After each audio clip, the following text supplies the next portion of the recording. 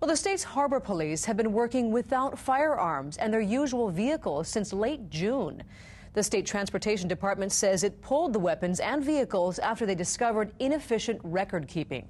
KITV4's Jody Leong has the story.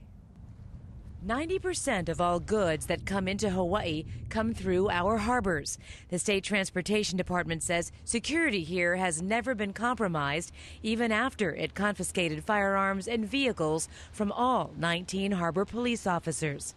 We put all the firearms in lockers, and we put them in a situation where they're still patrolling. The DOT says the move came after the Abercrombie administration reviewed policies and procedures for its law enforcement agencies. The policies and procedures that were in place, they weren't done properly. DOT spokesman Dan Meisenzahl says a 10-year-old system lacked proper record keeping and documentation of things like firearms qualifications. We put the state and the department in harm's way as far as maybe legal proceedings. We want the officers to be properly trained for their safety. We want them to be properly trained for the public safety.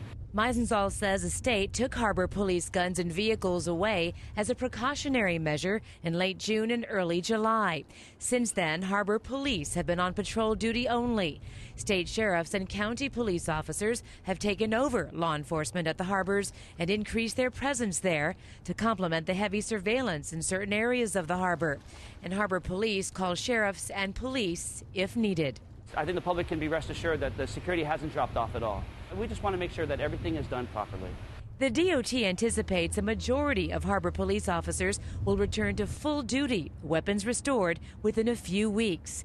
And the entire force should be back to full capacity within a couple of months. Jody Leong, KITV4 News.